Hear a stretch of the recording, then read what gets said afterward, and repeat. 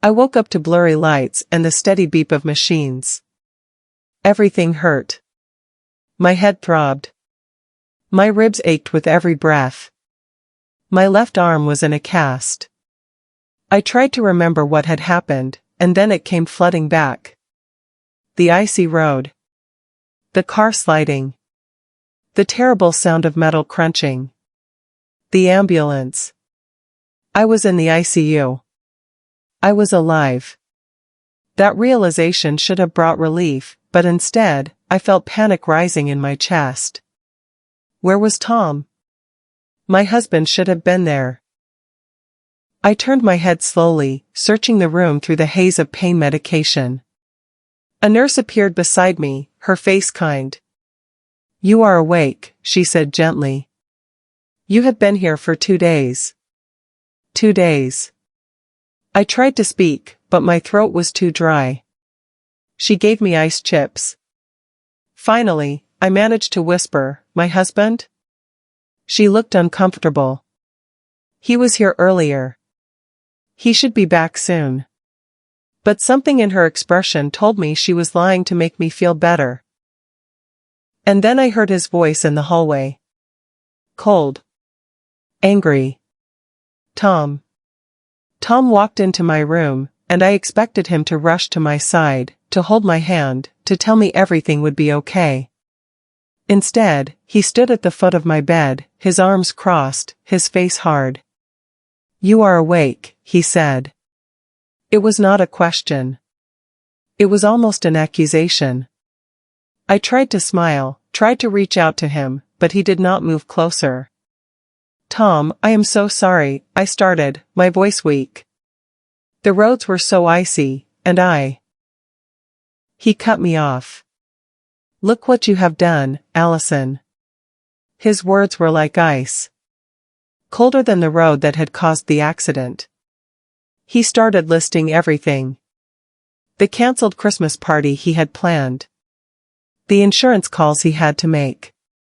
The inconvenience of having to visit the hospital. He talked about himself, about his ruined holiday, about how embarrassing this was for him. He never once asked if I was in pain. He never asked if I was scared. And then he said the words that shattered what was left of my heart. "Do not even think about coming back to the house when they discharge you." The machines around me beeped faster. "Tom, please," I whispered. But he was already turning away. The sound of Tom's footsteps walking out of my hospital room merged with the beeping of my heart monitor. The door swung shut, and I was alone. Completely, devastatingly alone. Days passed in a blur of pain and medication. Nurses came and went. Doctors checked my vitals and told me I was healing well physically. But nobody asked about the other kind of pain, the kind that medication could not touch. I kept expecting Tom to come back. To apologize. To say he had been scared and angry and did not mean it. But he never did. No visitors. No flowers. No calls. Just me and the empty chair beside my hospital bed. The nurses started to notice.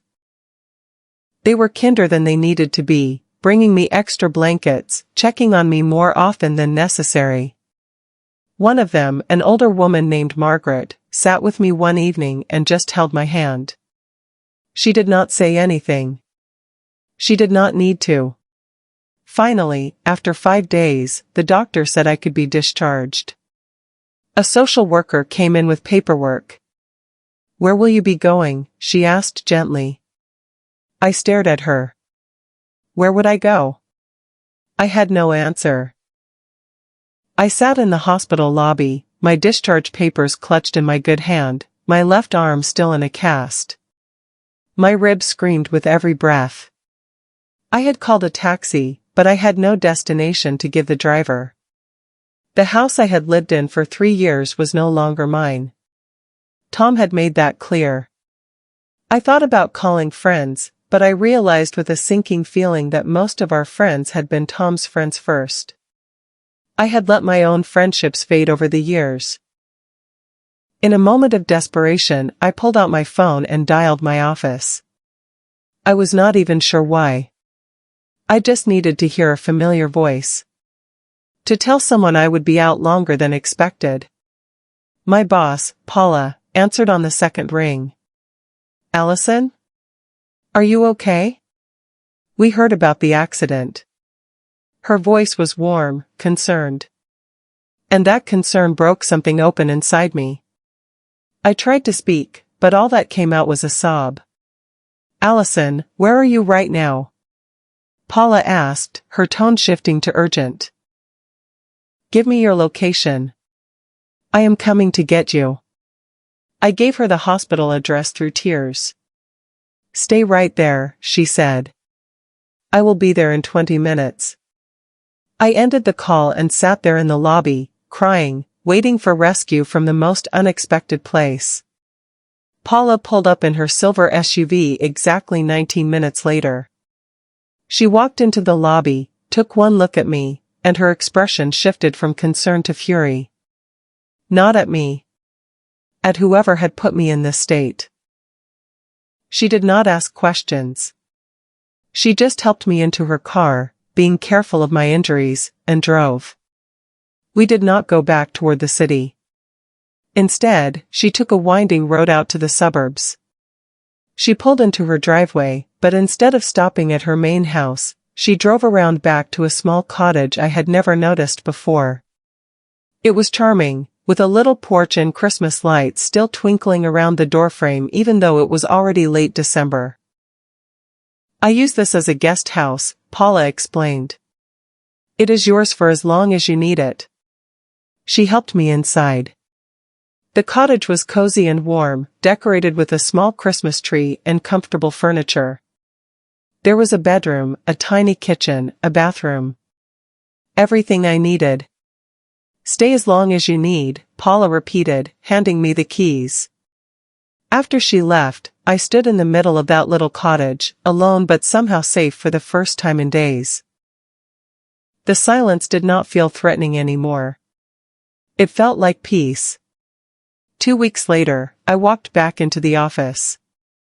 I was still moving slowly, still using a cane for support because my left leg had been badly bruised in the accident. I was terrified. Terrified of the looks, the questions, the pity. But the moment I walked through the door, Stephen from accounting appeared with a coffee. "Welcome back," he said simply, like I had just been on vacation. No probing questions. No awkward sympathy. Just normalcy. Paula gave me light tasks at first. Organizing files. Returning emails. Nothing too strenuous. But even those simple tasks felt like lifelines. They gave me purpose. They reminded me that I was more than just a woman whose husband had abandoned her in a hospital. At lunch, I sat at my desk and looked down at my left hand. My wedding ring was gone. I had taken it off in the hospital, unable to look at it anymore. My finger had a pale indent where it used to be. I touched the empty space. And instead of feeling sad, I felt something unexpected. Lighter. Like I had set down a weight I did not realize I had been carrying for years. 3 weeks after the accident, I got a text from a friend I had not heard from in months. It was a photo. No message, just an image. I opened it and felt my stomach drop. It was a for sale sign, planted in the front yard of what used to be my house. Tom was selling it. Our house. The place where I had lived, where I had cooked dinners and decorated for holidays and built what I thought was a life. He was erasing it all. I called the friend back. She answered immediately. "I thought you should know," she said quietly. "The realtor said it is going on the market next week. Everything inside is included in the sale. Everything. My books. My clothes. My photos. Everything I had not been able to take with me because I had been in the hospital. Tom was selling it all, like I had never existed. I hung up and sat on the porch of the cottage, staring at that photo. And something shifted inside me. The sadness turned into something else. Determination. If Tom wanted to erase my old life, fine. I would build a new one. A better one. One he could never touch. The next morning, Paula called me into her office. She looked excited, the kind of energy that meant something big was happening. "Allison, I need to talk to you about a project," she said. Our firm, Foster & Gray Architects, was bidding on a massive new contract. The city was building a new community center, a huge project that would take years and cost millions. It was the kind of project that could define a firm's reputation. "I need someone to organize the bid," Paula explained. "It is going to be complex. Multiple contractors, vendor agreements, zoning research, timeline coordination. It is going to be a mountain of work." She looked at me carefully. "I know you are still recovering. But I also know your mind is sharp, and I think this could be good for you. Something to focus on." A massive folder landed on my desk with a heavy thud. I looked at it, at the hundreds of documents and blueprints and contracts. It was overwhelming. It was impossible. It was exactly what I needed. "I will do it," I said. Paula smiled. "I knew you would." I threw myself into the project. Every spare moment, every evening after work, every weekend, I was buried in documents. I spread everything out in the cottage, covering the small dining table, pinning blueprints to the walls. The work was exhausting but also intoxicating. I was building something. Creating something. For the first time since the accident, I felt like I had control over something in my life. I learned about zoning laws and environmental regulations. I coordinated with architects and engineers. I built spreadsheets tracking every tiny detail of the proposal. My body was still healing, but my mind was sharper than it had ever been. The pain in my ribs faded. The cast came off my arm. I graduated from a cane to walking on my own. And with each physical milestone, the project grew. One night, deep into research, I found something. A zoning regulation that most people overlooked. It was technical and boring, but it gave our design a significant advantage. We could build higher, include more green space, all while staying under budget. I added it to our proposal. It was a game changer. And it was mine. Spring turned to summer. Life settled into a new rhythm. I worked. I healed. I started to feel like myself again, or maybe like a new version of myself. Someone stronger. One afternoon, Stephen came into the break room where I was making coffee. He looked uncomfortable. "I saw Tom yesterday," he said carefully. I tensed but kept my voice steady. "Okay." Stephen continued. "He was at that new Italian restaurant downtown. With a woman. They were holding hands." I waited for the pain to hit. The jealousy. The anger. But instead, I just felt nothing. Empty space where emotion should have been. "He looked happy," Stephen added, watching my face. I poured my coffee and turned to look at him. "Good for him," I said. And I meant it. Not because I wanted Tom to be happy, but because I genuinely did not care anymore. Stephen studied me for a moment, then smiled. "You are going to be okay, Allison." I smiled back. "Yeah. I really think I am." That night, I worked on the proposal until midnight, surrounded by papers and the same Christmas lights Paula had left up in the cottage. I never took them down. They made the space feel hopeful. By August, the bid was nearly complete. It was massive, over 200 pages of detailed proposals, designs, budgets, and timelines. Every section was perfect. Every detail was checked and double-checked. I had poured everything I had into this project, and it showed. The submission deadline was the end of August. The entire firm gathered as we carefully packed the proposal into a huge presentation box. Paula hugged me tight. "No one could have done this like you did," she said. "This is brilliant work, Allison." We shipped it via FedEx, and I stood in the parking lot watching the truck drive away with months of my life inside it. I felt a strange mix of exhaustion and hope. The project had saved me. It had given me purpose when I had none. It had rebuilt my confidence when Tom had shattered it. Now all we could do was wait. As I drove back to the cottage that evening, I realized I had not thought about Tom in days. Maybe even weeks. The man who had destroyed me had become irrelevant. And that felt like the greatest victory of all. Summer faded into fall.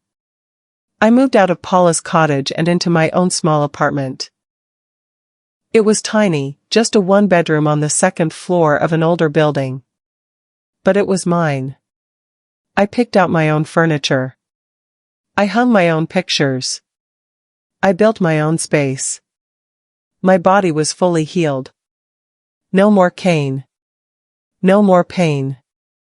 I started going to the gym again. I cut my hair shorter. I bought new clothes that fit the person I was becoming, not the person I had been. In October, an email appeared in my inbox. The subject line read, "City Community Center Project Update." My heart stopped. I opened it with shaking hands. Our firm had been shortlisted. We were one of 3 finalists. But the final decision would not be announced privately. Instead, the winning firm would be revealed at the city's annual Christmas gala in December. The gala was a huge black-tie event at the historic Carlton Hotel, attended by city officials, business leaders, and anyone who was anyone in our industry. I read the email 3 times. If we won, it would be the biggest achievement of my career. And it would happen at a gala. In front of everyone. The irony was not lost on me. November passed in a blur of nervous energy. The entire firm was on edge, trying not to hope too much but unable to hide the excitement. Then, 2 weeks before the gala, Paula called me into her office. She was holding a garment bag. "The firm is paying for everyone's formal wear for the gala," she explained. "But I picked this one out specifically for you." She unzipped the bag. Inside was the most beautiful dress I had ever seen. Emerald green silk, elegant and professional but stunning. Not the kind of dress a wounded woman would wear. The kind of dress a woman in charge would wear. "You are representing us, Allison," Paula said firmly. "Your work got us to the finals. If we win, it is because of you. I want you to own that moment." I took the dress home and hung it in my closet. Every time I walked past it, I felt a surge of something powerful. Not hope exactly. More like certainty. I had built something real. Something undeniable. And in 2 weeks, everyone would see it. Including Tom. The night of the Christmas gala arrived. I spent hours getting ready, not out of vanity but out of intention. I wanted to look like the woman I had become. Strong. Professional. Unbreakable. I did my makeup carefully. I styled my hair. I slipped into the emerald green dress, and when I looked in the mirror, I barely recognized myself. The woman staring back at me was not the broken, crying person from the ICU. She was someone new. Someone who had survived and rebuilt and come back stronger. I took a deep breath and walked out the door. The Carlton Hotel was stunning. The entire lobby was decorated for Christmas with massive trees covered in white lights and gold ornaments. A string quartet played in the corner. Everyone was dressed in their finest, sipping champagne and networking. I walked in, and immediately, I saw familiar faces. People from the industry. Former colleagues. Friends from my old life who had disappeared when Tom left me. They did double takes when they saw me. Some looked surprised. Some looked impressed. And then, across the crowded ballroom, I saw him. Tom. He was wearing a tuxedo, looking confident and comfortable. And next to him, holding his arm, was the woman Stephen had mentioned. The one from the restaurant. Tom's eyes locked onto mine across the room. For a second, we just stared at each other. Then I watched his expression change. Surprise. Then confusion. Then something that looked almost like anger. He leaned down and whispered something to his date. She looked over at me, her gaze dismissive, like I was not worth her time. Then she smiled and turned back to him. I recognized her. She was a junior councilwoman, someone who had been in the news recently for her work on city development projects. Of course. Tom always knew how to network. That was why he was here. Not because he cared about architecture, but because his new girlfriend had connections. I felt nothing looking at him. No pain. No longing. Just a distant curiosity, like seeing someone you used to know a long time ago. The mayor stepped up to the microphone at the front of the ballroom. Good evening, everyone. Thank you for joining us for this year's Christmas Gala. We have some exciting announcements to make tonight. The room quieted. Tom's girlfriend beamed, clearly expecting good news. And I just stood there, calm and ready. The mayor started with thank yous and acknowledgements. He talked about the importance of community development and the vision for the new community center. Then he invited a few people to speak. City council members. Business leaders. And then Tom's girlfriend, the junior councilwoman, stepped up to the microphone. She gave a short speech about the importance of bringing people together through shared spaces. She talked about opportunity and growth. Her words were polished and political. She smiled at our table when she finished, a calculated, empty smile designed to make connections. People applauded politely. She stepped down, returning to Tom's side. He kissed her cheek, and they looked like the perfect power couple. For a moment, I wondered if this was hard for me. But it was not. They looked like actors playing roles. Empty. Performative. Nothing real. The mayor returned to the microphone. And now, he said, his voice rising with excitement, the moment you have all been waiting for.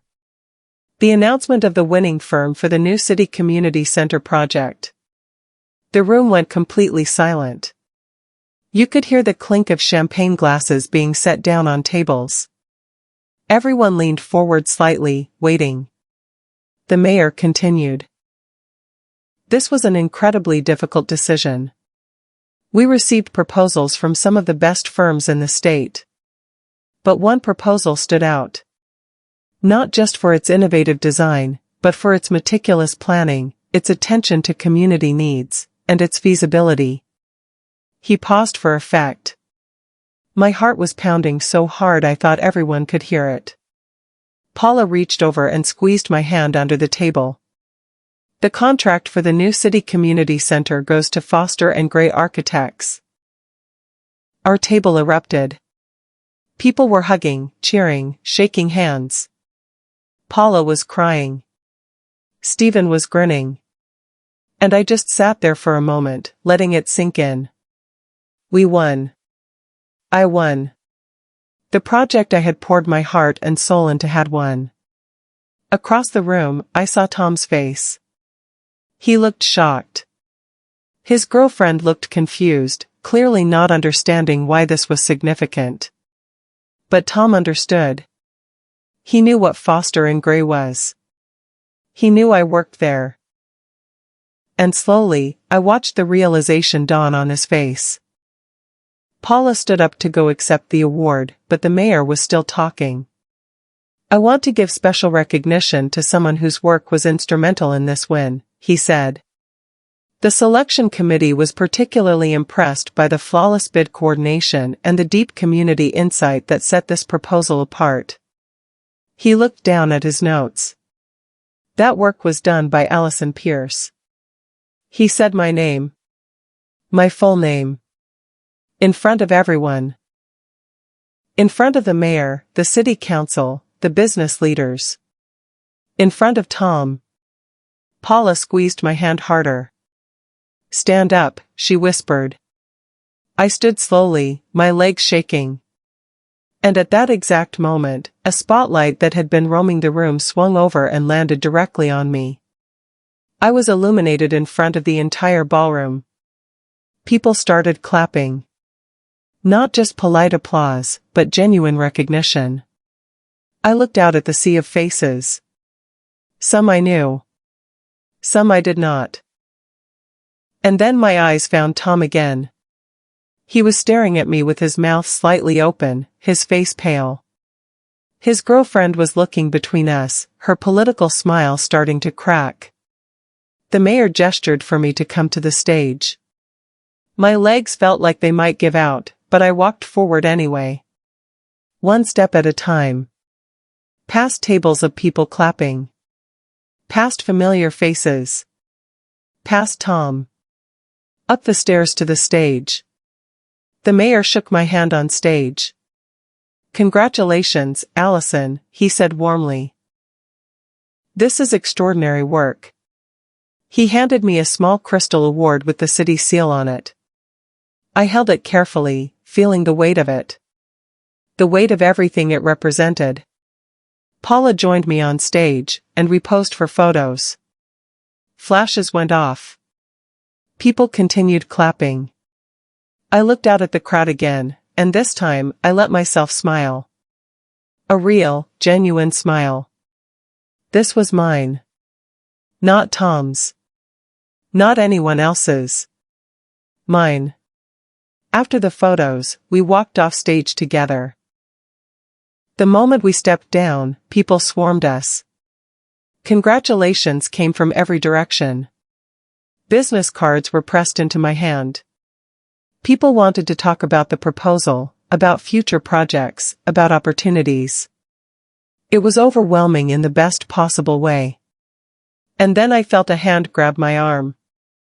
I turned around. Tom was standing there, his face a mixture of shock and anger. His girlfriend was a few steps behind him, watching with narrowed eyes. Allison? Tom said, his voice too loud. What is this? You did this? I looked down at his hand on my arm. Then I looked up at his face. And I calmly removed his hand. Tom stared at me like he was seeing a stranger. You never said you were working on this, he stammered. His voice had that familiar edge, the one he used when he was trying to make something my fault. I looked at him for a long moment. Then I looked at his girlfriend, who was watching us with increasing alarm. You never asked, I said simply. You just told me not to come home. The words hung in the air between us. People nearby had stopped talking and were openly watching now. Tom's face went red. That is not fair, Allison. You know things were complicated. I cut him off. You told me not to come back to the house while I was in the ICU. While I was recovering from a car accident. You said I ruined your holiday. I kept my voice calm, factual. There was nothing complicated about that, Tom. You made yourself very clear. His girlfriend stepped forward now, her political composure cracking. She looked at Tom with fury in her eyes. You told me your ex-wife was unstable, she hissed, her voice low but sharp. You said she was a mess. You said she caused the accident and refused to take responsibility. She gestured at me. This woman just won the biggest city contract of the year. Tom tried to speak, but his girlfriend was not done. You said she had nothing. That she was falling apart. Her voice was getting louder, and people were definitely listening now. She is clearly very successful, Tom. So either you lied to me, or you are completely clueless about the woman you were married to. She turned to me, her expression shifting from anger to something like respect. Congratulations on the project, she said stiffly. Then she looked back at Tom. We need to talk. Now. She walked away toward the exit. Tom looked at me one more time. There was something in his eyes. Regret maybe. Or just shock at seeing how wrong he had been. Allison, He started. But I did not want to hear it. Have a good night, Tom, I said. And I turned away. Paula appeared at my side immediately, putting an arm around my shoulders. Come on, she said. The photographer wants pictures of the team. She led me toward the stage area where our firm members were gathering. I looked back once. Tom was standing alone in the middle of the crowded ballroom, his new girlfriend gone, watching me be celebrated. Watching me be successful. Watching me be happy. The flash of a camera went off, capturing my genuine smile. And I never looked back again.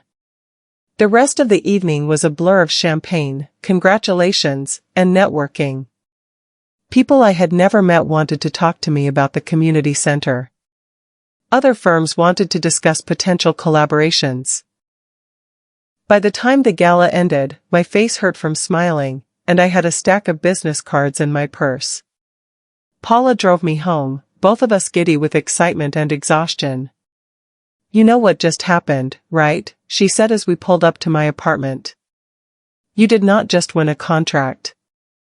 You announced yourself. You showed everyone in that room exactly who you are. I looked at her, this woman who had rescued me from a hospital lobby and given me a place to heal. Who had handed me a project that became my salvation. Thank you, I said, my voice thick with emotion. For everything. For believing in me when I did not believe in myself. Paula smiled. You did the work, Allison. I just gave you the space to do it. I went up to my apartment and changed out of the beautiful green dress. I made a cup of tea and sat on my couch, looking at the crystal award sitting on my coffee table. 1 year ago, I had been broken in a hospital bed, abandoned by the man I thought I would spend my life with. Now I was here. Whole. Successful. Surrounded by people who actually valued me. The weeks after the gala were incredible. The community center project officially began. I was named the lead project coordinator, a promotion that came with a significant raise and a real title. Foster and Gray got more inquiries than they could handle, all because of the visibility from winning the contract. My name was in industry publications. Local news ran a story about the project and featured me in the interview. Life was moving fast and moving forward. Christmas came. This time, I was ready for it. I decorated my apartment with a real tree and lights. I bought presents for Paula, Stephen, and the other coworkers who had become genuine friends. And on Christmas morning, I hosted. It was small. Just Paula and her husband, Stephen, and his girlfriend, and a few other people from the firm. We wore silly pajamas and exchanged gag gifts. We made pancakes and drank too much coffee. We laughed until our stomachs hurt. In the afternoon, we all drove out to the construction site where the community center would be built. It was just an empty lot right now, but soon it would be something beautiful. Something that would serve families for generations. And I had made it happen. We stood at the site, bundled up against the cold, looking at the blueprints and talking about timelines. Paula took a photo of all of us, and I made it my phone background. Later, when we got back to my apartment, my phone buzzed. A text from an unknown number. I almost deleted it without looking. But something made me open it. It was Tom. "Allison, can we talk? I owe you an apology. I made mistakes. Call me when you get a chance." I stared at the message for a long time. A year ago, getting this text would have meant everything. I would have called immediately. I would have been willing to hear him out, to forgive, to try again. But now, reading those words, I felt absolutely nothing. No anger. No satisfaction. Just indifference. He was a stranger now. Someone from a past life that did not matter anymore. I deleted the message. I did not block the number. I did not send an angry response. I just deleted it and set my phone down. Because he did not deserve my energy. Not my anger and not my forgiveness. He deserved nothing. I looked around my apartment at the people laughing and talking. This was my family now. These people who had shown up, who had supported me, who had believed in me. This was what mattered. That Christmas evening, after everyone had gone home, I sat on my couch with a cup of tea. The apartment was quiet but not lonely. The lights from the tree cast a warm glow across the room. On my wall, I had framed one of the original blueprints from the community center project. It was a reminder of what I had built. Not just the project, but myself. I thought about everything that had happened over the past year. The accident. The ICU. Tom's cruelty. The fear and pain and uncertainty. And then the slow, steady rebuilding. The cottage. The project. The gala. This moment. If someone had told me a year ago that Tom leaving me would be the best thing that ever happened to me, I would not have believed them. But it was true. His rejection had forced me to find my own strength. To build my own life. To discover who I was without him. And who I was turned out to be pretty incredible. Outside, snow started to fall, soft and quiet. Inside, I was warm. I was home. I was surrounded by real love, real friendship, real success. Tom had tried to break me. Instead, he had freed me. And that, I realized, was the greatest gift he ever could have given me. I smiled, took a sip of my tea, and started sketching ideas for the next project. Because this was just the beginning.